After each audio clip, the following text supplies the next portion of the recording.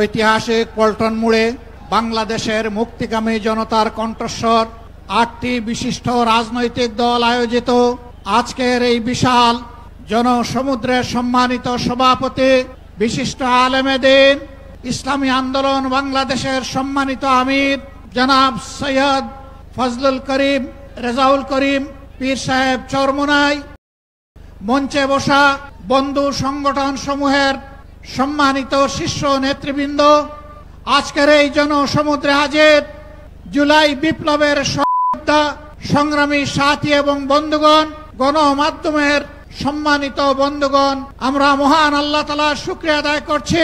জুলাই বিপ্লবের মধ্য দিয়ে ফ্যাসিবাদের পতন হওয়ার কারণেই আজ পল্টন মোড়েও এই সমাবেশ অনুষ্ঠিত হতে পারছে। আলহামদুলিল্লাহ রাব্বিল আলামিন। প্রিয় দেশবাসী, আসরের নামাজের সময় আসন্ন হয়, আমি খুব সংক্ষেপে দুই একটি কথা বলেই সভাপতি সাহেবকে আমরা তার বক্তব্য প্রদান করার জন্য আহ্বান জানাবো ইনশাআল্লাহ। আমাদের দাবি খুব বেশি নয়, অস্পষ্ট নয়, দাবি কম, খুবই সুস্পষ্ট। 1 নম্বর দাবি হচ্ছে জুলাই বিপ্লবকে স্বীকৃতি দিতে হবে। যারা জুলাই বিপ্লব মানবেন না তাদের জন্য 26 সালে কোনো নির্বাচন নাই। 26-এর নির্বাচন দেখতে হলে আগে জুলাই বিপ্লবের স্বীকৃতি লাগবে। আর জুলাই বিপ্লবের স্বীকৃতি দিতে হলে জুলাই সনদের আইনি ভিত্তি দিতেই হবে। এই আইনি ভিত্তি ছাড়া কোনো নির্বাচন অনুষ্ঠান হওয়ার কোনো সম্ভাবনা নেই। কখন হবে এই আইনি ভিত্তির গোড়াপত্তন? এদেশের মুক্তিকামী মানুষের কথা একটাই, জাতীয় সংসদ নির্বাচনের আগে গণভোট অনুষ্ঠিত হতে হবে। গণভোটের ব্যাপারে সকল দল একমত, তাহলে তারিখ নিয়ে এই বায়নাবাজি কেন? একমত হয়ে যখন স্বাক্ষর করেছি সবাই, তখন গণভোট আগে হওয়াই হচ্ছে যুক্তিযুক্ত। এর মধ্য দিয়ে আইনি ভিত্তির পাটাতন তৈরি হবে ইনশাআল্লাহ, এবং এর ভিত্তিতেই আগামী জাতীয় সংসদের নির্বাচন অনুষ্ঠিত হবে। ওই নির্বাচন যখন অনুষ্ঠিত হবে তখন আর কোনো সংশয় সন্দেহ থাকবে না।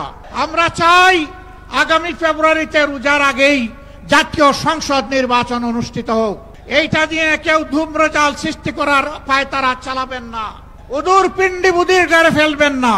আমরা জাতীয় ঐক্যমত কমিশনে গিয়ে সকল দল আমাদের মতামত দিয়েছি। এই 8 দলের পক্ষ থেকে ডজন খানেক নোট অফ ডিসেন্ট আমরা দেই নাই। আমরা প্রস্তাবনা রাখলে যৌক্তিক মনে করে সেখানে আলাপ আলোচনায় আমরা ইতিবাচক মত দিয়েছি। এরপরে সংখ্যা গরিষ্ঠ দলের মতামতের ভিত্তিতে একটা চার্টার তৈরি হয়েছে।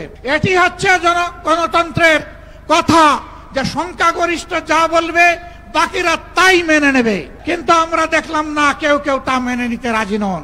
জুলাই সনদেই যদি আপনি গণতন্ত্রের প্রতি শ্রদ্ধা না দেখান, জাতীয় নির্বাচনে আপনি শ্রদ্ধা দেখাবেন কিভাবে? এই জায়গায় আসতে হবে। সকল বায়না ভুলে যান, জুলাই সনদের প্রতি সম্মান দেখান। জুলাইয়ে যারা লড়াই করেছে বুক টাট করে, যারা আহত হয়ে এখনো দুঃখে দুঃখে কষ্ট করছে, মেহরবানি করে তাদের বুকের ভাষা বুঝার চেষ্টা করুন। আমার ভাই আল্লামা মামুনুল হক সাহেব বলেছেন, লড়াই করে ফ্যাসিবাদ বিদায় করেছি, লড়াই করে জনগণের দাবি আদায় করব।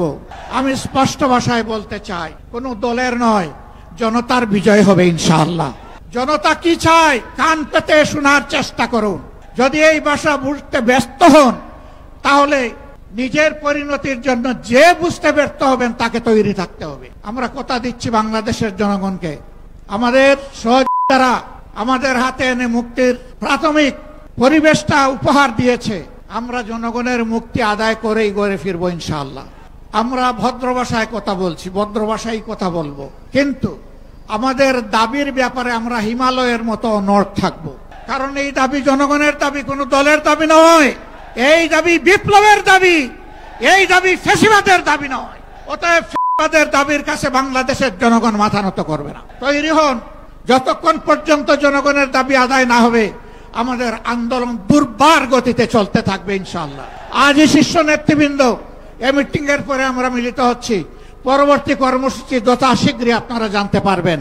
সেই কর্মসূচি বাস্তবায়নের জন্য প্রস্তুতি নেওয়ার আহ্বান জানিয়ে এবং সরকারকে জনগণের ভাষা বুঝে অতি শীঘ্র গণভোট আগে দেওয়ার সিদ্ধান্ত নেওয়ার আহ্বান জানিয়ে আমার বক্তব্য এখানেই শেষ করছি। আল্লাহ হাফেজ। বাংলাদেশ জিন্দাবাদ।